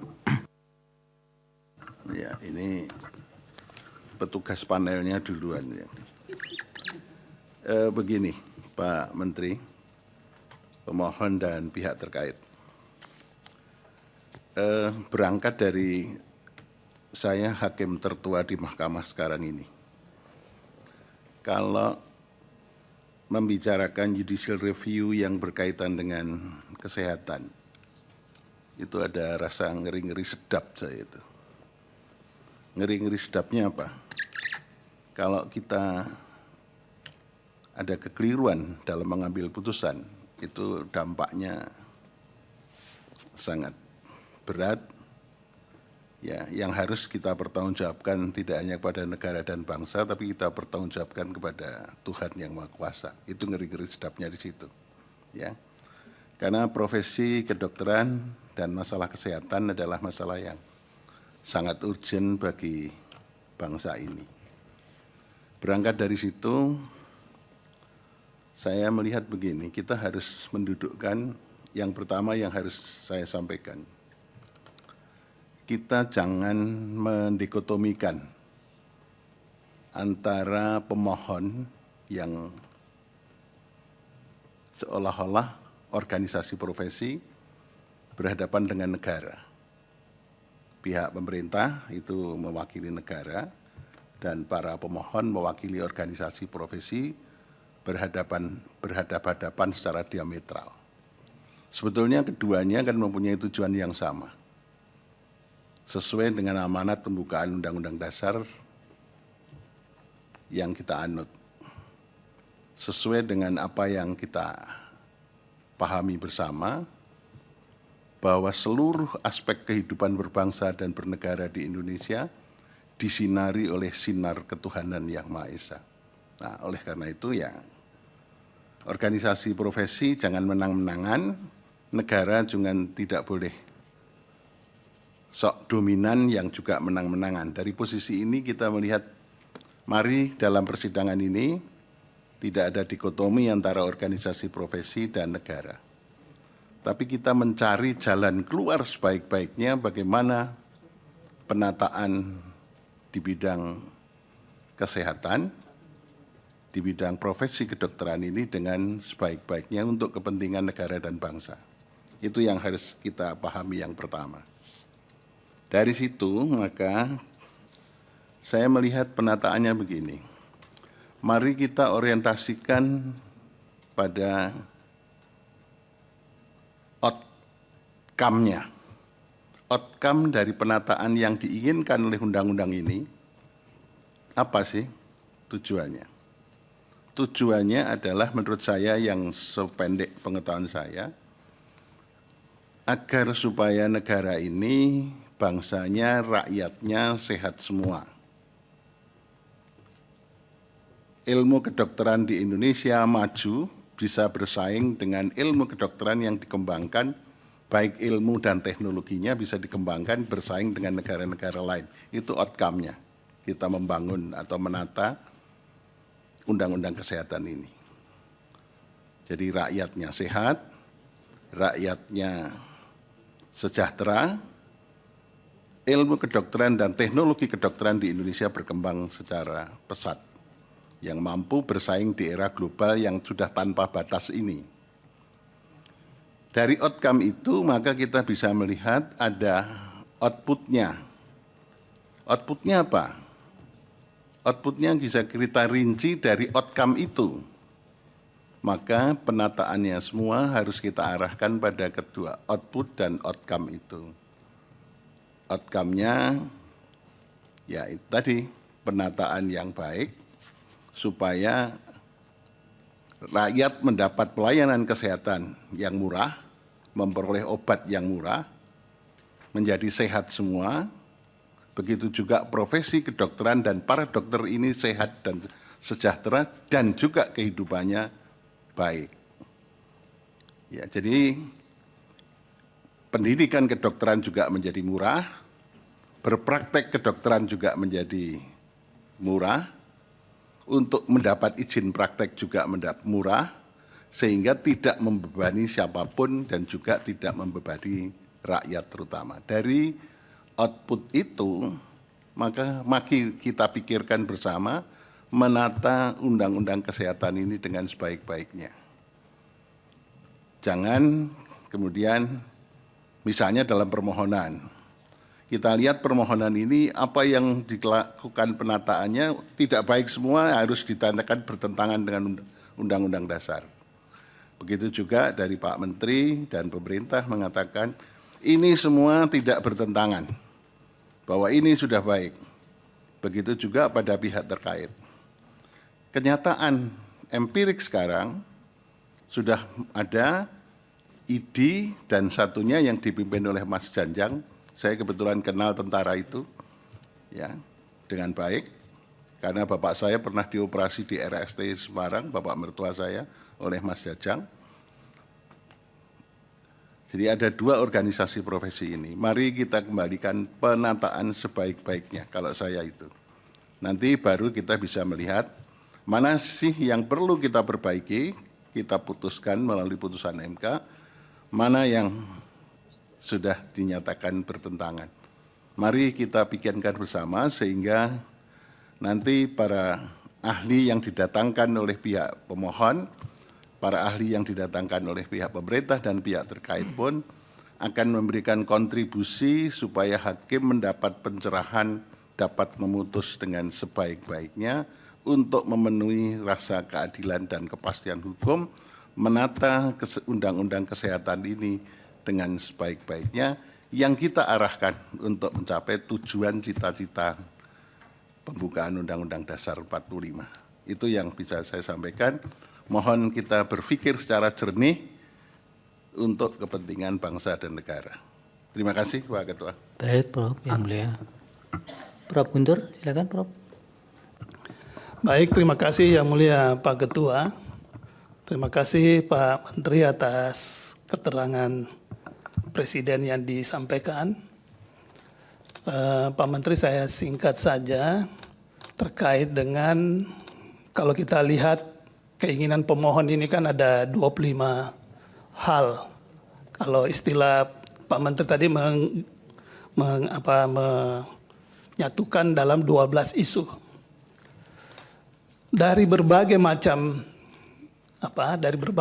perubahan-perubahan, ya, perubahan-perubahan dari berbagai hal yang ada dalam undang-undang yang lalu, ya, ini kita kelompok sebut sebagai sistem hukum nasional kita, sistem kesehatan nasional kita.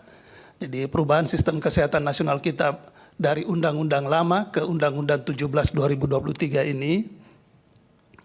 Apakah sebetulnya Pak Menteri ingin menyampaikan ini bahwa Pak Menteri hendak mengatakan bahwa dengan sistem sistem kesehatan nasional kita yang berdasarkan Undang-Undang 17 2023 ini telah terjadi perubahan paradigma di bidang kesehatan, di bidang pelayanan kesehatan.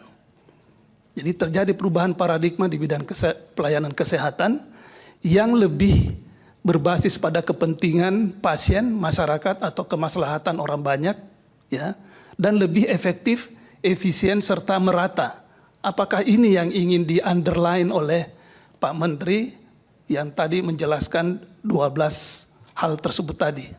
Karena ini semua saya menangkapnya, oh ini ada perubahan-perubahan ini karena ada perubahan paradigma, ya, yang lebih menitik beratkan pada yang tadi Pak Menteri sebut pasien, masyarakat, ya, kemudian efektif, efisien. Nah, apakah memang ini yang terjadi di negara kita ini? Sehingga ini kemudian dijemput dengan, ya harus dengan Undang-Undang 7 seperti dalam yang disebutkan dalam Undang-Undang 17 2023. Saya tidak membicarakan komponen-komponennya karena kalau itu pertanyaan saya jadi banyak gitu. Tapi cukup ini saya mau mengatakan apakah sebetulnya Pak Menteri ingin menyatakan bahwa ini, ya, please para dokter sekarang ini paradigmanya sudah berubah, ya, sehingga mau tidak mau, ya, mau tidak mau, suka tidak suka, semua harus menyesuaikan dengan paradigma ini, ya, sehingga ini yang lebih sejalan dengan, ya, tujuan nasional kita yang dalam rangka kesejahteraan umum gitu. Nah, apakah itu? Nah, kalau memang seperti itu, ya, yang saya sebetulnya tadi terakhir saya pengen dengar itu kesimpulannya, bahwa kesimpulan dari apa yang disampaikan tadi ada perubahan paradigma di bidang pelayanan kesehatan. Nah, mungkin itu. Nah, kalau memang itu nanti bisa disampaikan dalam keterangan tambahan kalau Pak Menteri ingin menyampaikan. Tetapi itu juga perlu beberapa item yang disampaikan oleh Pak Menteri perlu juga dilengkapi dengan penguatan argumentasi. Misalnya ada beberapa aspek kita mau mendengar ini benchmarknya di mana, ya, ini best practice-nya ini di mana ini, di negara mana nih? Ya, tadi contohnya misalnya kalau itu dari organisasi tunggal kemudian yang multi itu kan ada beberapa. Nah, ini yang perlu disampaikan. Apakah memang trennya mengarah ke sana? Sehingga ya kita juga teman-teman misalnya para yang profesi dokter ya juga harus menyesuaikan dengan tren global. Karena bagaimanapun juga isu kesehatan ini ya isu global, bukan isu hanya di tanah air kita. Mungkin itu ya pikiran saya. Dan kalau memang seperti itu, ini tolong dijelaskan, ditambahkan dalam keterangan tambahan Pak Menteri nanti kalau ini. Termasuk tadi best practice-nya maupun benchmarking di negara-negara mana terjadi seperti yang Pak Menteri jelaskan tadi di paparannya. Mungkin itu dari saya, Pak Ketua. Terima kasih, saya kembalikan ke Pak Ketua. Prof. Saldi silakan Yang Mulia. Terima kasih Pak Ketua. Pak Menteri, terima kasih sudah datang. Saya nggak tahu kapan Pak Menteri pertama datang ke Mahkamah. Jangan-jangan sekarang ya. Sudah ada juga sebelumnya ya. Lupa namanya Pak. Orang kalau sudah jarang ketemu jadi lupa begitu. Sebetulnya Pak Menteri, ini kan ada banyak ya permohonan tentang material Undang-Undang Kesehatan. Kami sudah menyampaikan beberapa hal kepada perwakilan pemerintah untuk melakukan, misalnya kita di sidang sebelumnya minta, ayo dong bicara baik-baik lagi semua. Dan saya sudah baca juga Pak Menteri sudah undang beberapa dekan ya kalau nggak salah, dan tidak ada yang mau hadir. Itu soal yang harus Pak Menteri selesaikan. Itu gimana caranya begitu. Karena begini Pak Menteri, ini kan isu yang very complicated isu sebetulnya. Yang harusnya proses penglibatan semua pihak itu memang harus lebih intensif. Tapi ini kan kita tidak bicara soal uji formil lagi, itu sudah selesai. Tapi bukan berarti tidak ada ruang bagi pihak-pihak yang bertikai ini dalam tanda petik, biar agak lebih kedengarannya lebih mudah dipahami, bisa menawarkan solusi kepada mahkamah. Ini loh, ini kalau zero sum game, main-main menang-menang kalah-kalahan kan berbahaya untuk soal-soal yang seperti ini. Nah, kami menyampaikan sebelumnya bertemu pihak-pihak ini supaya nanti ada kerangka solusi yang jauh lebih konstruktif yang bisa ditawarkan. Bisa nanti disampaikan bersama-sama. Ini loh yang kami sepakati bersama-sama terkait dengan beberapa isu. Nah, itu sih sebetulnya tujuannya. Kenapa? Kalau begitu kami memutuskan, nah itu sudah repot, sudah sampai di tahap itu. Dan itu kan harus dilaksanakan, tidak bisa tidak. Itu tujuannya yang utama Pak Menteri. Jadi kalau teman-teman dari organisasi profesi, dari kolegium, dari fakultas kedokteran sebagai institusi pendidikan diajak rembuk ya datang dong gitu. Kalau nggak mau berarti nggak mau mencarikan jalan keluar. Jadi Pak Joni itu ingatkan juga, datang aja nggak apa-apa. Ini kan bukan kalah-kalahan atau menang-menangan ini. Nah itu satu hal yang menurut kami di mahkamah perlu dilakukan. Kenapa?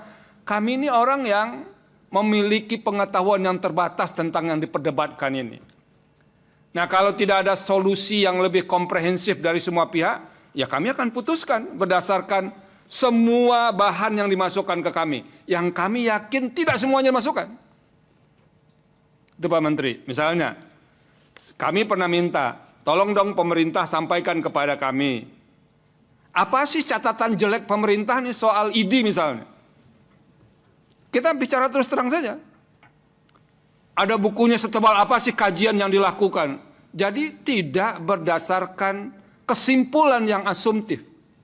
Jadi kalau Pak Menteri punya dengan pemerintah, tim pemerintah, ini loh catatan kami terhadap ID selama ini, sehingga kami kemudian membuka katup yang sudah diputuskan Mahkamah Konstitusi sebagai organisasi tunggal.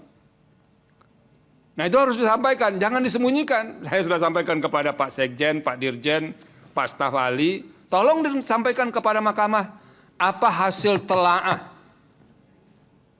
Agar kami tahu juga, kalau begini memang nggak bisa dipertahankan tunggal ini, harus dibuka ruang. Karena Pak Menteri di ruang sidang ini ada Pak Judil Heri ini. Itu beliau termasuk orang yang nyinyir terhadap ID dulunya, mengajukan permohonan ke sini. Ya nih, semuanya kan tahu Pak Joni juga yang ada di sini kan. Tapi informasi itu nggak pernah masuk ke kami. Apa sih yang diperdebatkan di luar panggung itu?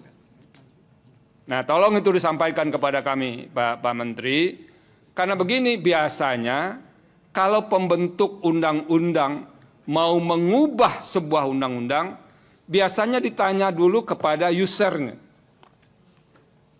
Usernya kan tidak ID saja. Jadi kalau sini mangguk-mangguk tidak ID saja. Kepada rakyat yang paling penting, apa sih problem selama ini. Tapi ID ditanya juga, kolegium ditanya juga, fakultas kedokteran ditanya juga. Nah, tolong itu kalau ada kajiannya, Pak Menteri, supaya kami bisa diberi pengayaan terhadap itu. Karena begini loh Pak Menteri, prinsip putusan Mahkamah Konstitusi, kalau kami sudah pernah putuskan, meskipun undang-undangnya diubah, sepanjang substansinya sama, kami masih bisa menggunakan pertimbangan sebelumnya, kecuali memang ada dasar argumentasi yang lebih kuat untuk kami bergeser. Ini pendirian standar ini di Mahkamah Konstitusi. Nah, tolong itu Pak Menteri disampaikan kepada kami berkaitan dengan apa? Dengan soal seperti ini, agar kemudian ini saya mendengar banyak suara nih dokter-dokter baru, baik yang tidak suka dengan ID maupun yang tidak suka dengan pilihan pemerintah ini. Jadi ketemu ada kegiatan alumni segala macam, nanya begitu. Ini katanya ID ini memang begitu dari dulu, saya enak perutnya aja katanya.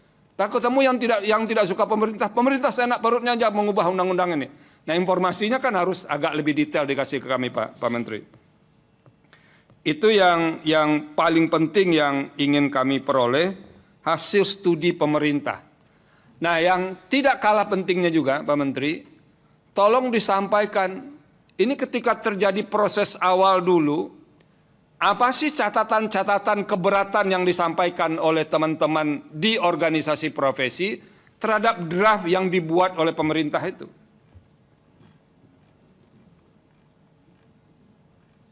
Nah, itu Pak Menteri, supaya kami bisa melihat juga dan apa yang dijelaskan oleh pemerintah terhadap terhadap organisasi-organisasi itu. Itu yang yang soal meskipun kami di mahkamah transformasi, mereform itu menjadi sesuatu keniscayaan. Jadi kalau orang mau dengan posisi tidak berubah, itu namanya pemelihara status quo. Kita juga imbau kemarin Pak Menteri, supaya ID koreksi diri juga. Kita sampaikan di sini. Nah, kita mau karena pemerintah itu yang dapat amanat untuk tujuan bernegara di bidang kesehatan, ya memang tidak mungkin menghabiskan peran pemerintah, tidak memberikan peran ke pemerintah itu tidak masuk akal. Tetapi tidak boleh pula menghilangkan peran yang lain-lain itu.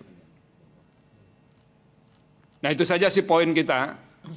Soal ini kan sudah berulang disampaikan ke Mahkamah Konstitusi. Tolong Pak Menteri, Bapak pesankan kepada staf Bapak supaya yang diminta tadi disediakan. Ini kalau ada Pak Menteri yang perintahkan, jalannya biasanya lebih cepat ini. Nah itu, terima kasih Pak Ketua. Baik, sudah habis dari Hakim, Pak Menteri dan dari pemerintah. Nanti supaya ditambahkan dalam keterangan tertulis Pak, karena tadi ada permintaan yang hari ini tidak atau belum disampaikan, yang intinya kejujuran, keterbukaan itu supaya kenapa hal-hal lama itu kemudian tidak dipertahankan, mungkin ada sesuatu yang disembunyikan yang belum disampaikan tadi. Itu oleh karena itu kami lebih memilih untuk keterangannya nanti ditambahkan dalam keterangan tambahan tertulis. Sekalian sedikit saya dari saya Pak Menteri, kalau peluang dapat organisasi itu lebih dari satu, saya tidak melihat desain kode etik dan majelis etiknya seperti apa ya Pak? Apakah satu kode etik dan majelis etik, ataukah nanti masing-masing organisasi karena merujuk pasal 28 tadi kemudian bisa semaunya sendiri membuat kode etik dan majelis etik? Sehingga nanti ada dokter di organisasi lain yang sudah pernah dikenakan sanksi bisa masuk di organisasi yang satunya lagi, seperti dimungkinkan advokat misalnya tadi yang disampaikan yang mulia Pak Arsul tadi. Itu kan sangat berbahaya karena standar ini kan harus satu, kuat dan harus erat, sebenarnya kan begitu, karena tidak boleh ada multi standar karena ini berkaitan dengan soal nyawa orang kan, nyawa manusia. Kemudian yang kedua dari saya Pak Menteri, sebagian keterangan tadi kalau saya cermati sudah argumentatif ya keterangan tadi. Tapi Nah, barangkali ini pernah yang disampaikan para hakim di persidangan sebelumnya. Apakah memang ada peraturan-peraturan pelaksanaannya yang kemudian bermasalah, Pak Menteri? Nah, kami mohon diberikan inventarisasinya, berapa perkara yang diuji di Mahkamah Agung yang menjadi peraturan organiknya daripada undang-undang ini, Pak. Nah, ini barangkali kemudian ada pembelokan-pembelokan, dalam arti dalam tanda petik ya, pembelokan-pembelokan di aturan pelaksanaannya. Meskipun ini bukan menjadi kewenangan MK, tapi paling tidak kita ingin tahu originalitasnya, norma sebenarnya seperti apa. Itu. Mungkin itu saja dari saya tambahannya Pak Menteri. Atau sementara kan ada yang disampaikan, silakan. Boleh. Singkat-singkat nanti sebelum ditambahkan secara tertulis. Jadi memang karena saya yang menggelitik, artinya kita kurang baik mungkin menjelaskan itu pertanyaan Ibu Eni, pertanyaan Pak Arief, pertanyaan Pak Guntur. Ini pemerintah apa sih maunya gitu, ngerubah ini kan, lepas bahwa nanti ada 12 atau 25, tapi itu kan ditanya maunya apa. Bapak Ibu, sebenarnya pemerintah itu semuanya kami ingin Indonesia jadi negara maju. Itu Indonesia emas. Negara maju itu definisinya sangat jelas, Pak. Itu pendapatan per kapitanya harus 14.800 US dollar. Kita tuh 4.800. Itu yang kemudian kalau saya terjemahkan rata-rata per bulannya 15 juta. Kita sekarang di posisi 5 juta. Jadi dalam waktu berapa puluh tahun ini kita harus naik dari 5 juta ke 15 juta. Kalau enggak kita enggak akan jadi negara maju. Nah, catatan kedua yang bermasalah di sisi kesehatan, karena di sejarah bangsa-bangsa di dunia, potensi negara maju itu terjadi pada saat puncak bonus demografi. Karena pada saat itulah jumlah pendapatan paling banyak. Karena orang yang produktifnya banyak. Begitu udah lewat yang usia tua kayak saya lansia ini turun, ini kan tidak produktif sehingga nggak bisa menaikkan GNI per kapitanya itu jadi tinggi. Nah itu terjadi di 2030-2035 Pak. Kalau bangsa Indonesia gagal menjadi negara maju, gagal menembus 14.800 antara 2035-2040, seumur hidup Pak, anak kita, cucu kita akan tinggal di negara berkembang. Biasanya orang ekonomi bilangnya middle income trap. Jadi kita akan berdosa seumur hidup kita karena membiarkan negara Indonesia tidak bisa break the barrier negara maju pada saat puncak bonus demografi. Nah sekarang gimana supaya kita bisa masuk? Di mata kami Pak teknokrat, karena itu ngitungnya kan income per kapita. Kita butuh jalan, iya butuh sumber daya. Tapi kan objeknya orangnya Pak. Negara maju tuh income-nya 14.800. Orangnya 14.800 tuh harus sehat dan pintar. Kalau dia tidak sehat dan pintar tidak mungkin masuk. Itu sebabnya kesehatan dan pendidikan itu nggak boleh sampai miss dalam puncak bonus demografi ini. Nah sekarang pertanyaan berikutnya tugas saya, gimana mau sehat? Sehat itu Pak, ini yang mendasar di undang-undang ini sebenarnya. Yang kita bicarakan hanya satu dari 6 pilar saja yang rame ini. Untuk bikin sehat, paradigma yang berubah tadi ditanya perubahan paradigmanya adalah tugas Menteri Kesehatan di seluruh dunia. Itu namanya Menteri Kesehatan Pak. Bukan Menteri Kesakitan atau Menteri Kedokteran. Tugas Menteri Kesehatan menjaga masyarakatnya tetap sehat. Bukan hanya mengobati orang sakit. Waktu saya masuk Pak, 80% waktu saya, 80% saya itu mengobati orang sakit. Ini menjaga harus tetap sehat. Nah kita lakukan reform di 6 bidang. Puskesmasnya harus lebih lihat di rumah sakit, bidangnya apanya itu. Nah salah satu untuk menjaga orang sehat Pak, masalah utamanya itu mahal Pak. Kesehatan itu mahal. Bapak kalau lihat kenaikan di seluruh dunia itu biayanya tinggi sekali. Nah cara supaya kita bisa murah adalah benar-benar memastikan dia jangan sampai sakit. Jadi daripada ngurusin orang dokter spesialis dia kena serangan jantung, pasang catheter, pasang ring, dia harusnya sejak sekarang harus rajin lari, makanya dijaga, kalau darah tinggi minum obat, kalau gula minum obat. Jangan sampai dia kena serangan jantung, jangan sampai serangan ginjal. Nah untuk itu, salah satu kenapa isu ini keluar, kita lakukan reform di 6 bidang.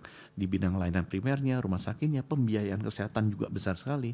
Tapi yang paling ramai adalah yang ini, masalah sumber daya. Kenapa kita rubah? Karena sumber daya kita kekurangan sekali. Kekurangan sekali. Itu sebabnya the biggest ever reform itu dilakukan sumber daya. Begitu kita dorong, disinilah konflik itu terjadi. Jadi kalau ditanya apa sih latar belakangnya, apa yang mendasar, kita harus Bapak Ibu 2035 lewat. Kalau enggak, dosa kita karena cuci kita. Dan Ya supaya nanti lewat itu kita ditambahkan di keterangan tertulis. kita tambahkan. Itu sebabnya kenapa kemudian kita melakukan reformasi ini, termasuk juga reformasi organisasi profesi untuk bisa mengejar arah sana. Dan saya bilang Pak, kalau kita menjadikan masyarakat kita sehat, tugasnya kita itu emang fokusnya masih ke sana. Pak Menteri, sedikit. Iya. Ini kan susah nih lawan orang perbankan ini. Enggak Pak. Gini, kalau Pak Menteri jelaskan argumentasi itu dengan detail, dengan kebutuhan. Pertanyaan saya kan dengan penjelasan Pak Menteri tadi, apakah reformasi institusi di bidang kesehatan itu dilakukan karena ada hasil studi yang mengatakan institusi yang ada selama ini itu tidak akan mendukung transformasi kesehatan ini. Pak Menteri bicara terus terang aja, nggak usah berbelok-belok juga Pak. Ini forumnya terbuka ini. Sampaikan aja. Makanya tadi saya minta tolong dong datanya yang membuktikan itu disampaikan ke kita begitu. Ini Pak Sekjen di sebelah itu sudah senyum-senyum itu. Gitu. Sampaikan aja Pak. Kalau di DPR Bapak mungkin kena marah, di sini tidak akan dimarahi kok. Jadi memang Pak, nanti saya janji saya akan sampaikan data-datanya semua yang ada hasil riset akademisnya kita ada. Mungkin satu lagi yang terakhir yang saya sampaikan Pak, bahwa memang banyak sekali pertanyaan ini multi bar single bar. Itu tadi saya rasa juga itu selain asmabul tadinya ini single bar multi bar. Pak, sebenarnya di tahun 2004 atau 2004 yang konsil itu ya, 2004 ya. Saya merasa itu hebatnya teman-teman perumus undang-undang udah lakukan. Pak, supaya nggak ada perbedaan etik, nggak ada perbedaan standar pelayanan, profesi, orang masuk blacklist di satu bisa masuk ke yang lain, itu kan, itu justru harus satu kan pencatatannya. Nah itu dibikin yang namanya konsil, dulu namanya Konsil Kedokteran Indonesia, sekarang kita rubah, namanya saja dirubah, Konsil Kesehatan Indonesia, ini report langsung ke Presiden Pak. Hanya melalui saya. Nah, semua standar-standar itu dilakukan di konsil, Pak. Jadi nggak mungkin standar profesinya beda, nggak mungkin standar pelayanannya beda, nggak mungkin standar ininya beda. Justru dengan itu dilakukan di konsil, dan konsil itu report ke Presiden. Jadi apapun organisasi profesi yang menurut saya, kenapa saya ditanya, kenapa nggak di organisasi profesinya? Pak, itu is to avoid conflict of interest. Organisasi profesi disusun oleh anggotanya, bertujuan mensejahterakan anggotanya. Nah, kalau keputusan dari konsil dan kolegium bersinggungan dengan kepentingan masyarakat, interest masyarakat, pasti akan kalah, Pak.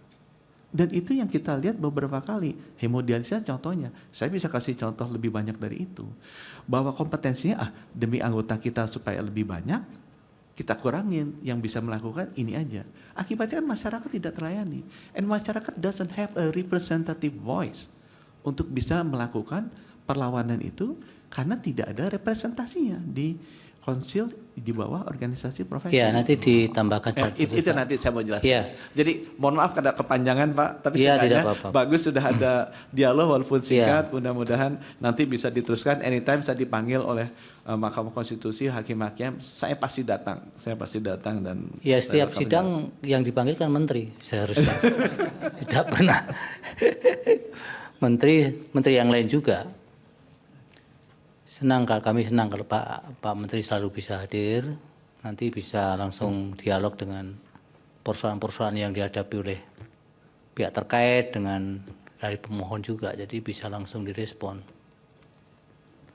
Baik, jadi memang mudah kalau kalau multi nanti kemudian di draft dengan mau konsil, mau kolegium, tapi apakah semudah itu Pak?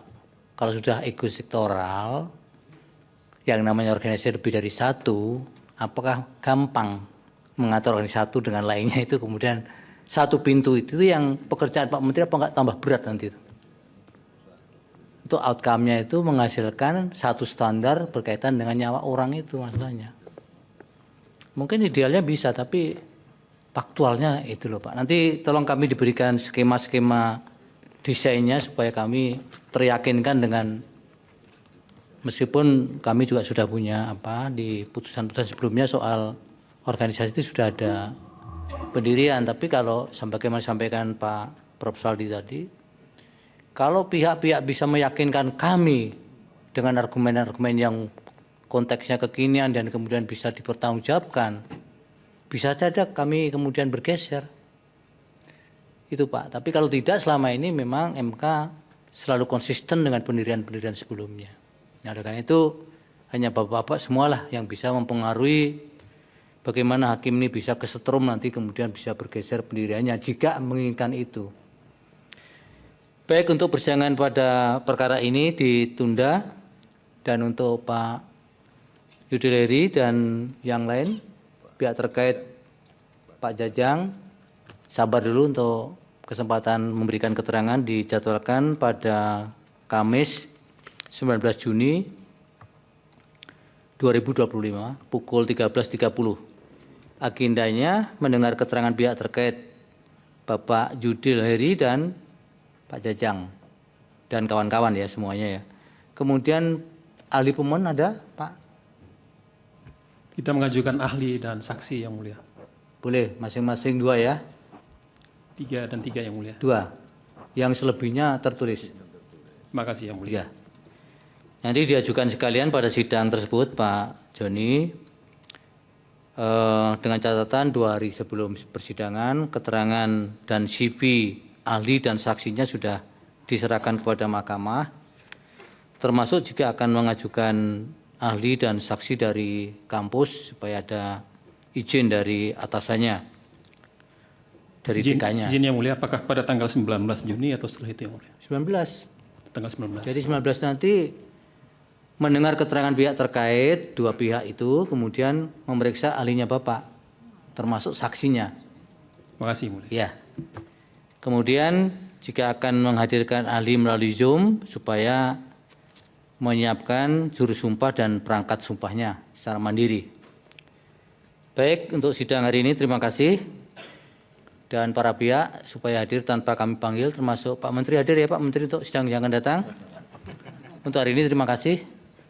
Izin yang mulia. Apa Pak? Apakah kami bisa diperkenankan mengakses dokumen keterangan pemerintah dengan waktu yang Sebenarnya kan sudah ada di risalah sidang Pak. Tapi kalau minta sepanjang itu boleh. Tapi Terima kalau kasih. bukti-bukti nggak boleh ya Pak. Ya, terima kasih yang mulia. Iya. Baik, terima kasih untuk semuanya. Sidang selesai dan ditutup. Hadirin dimohon berdiri.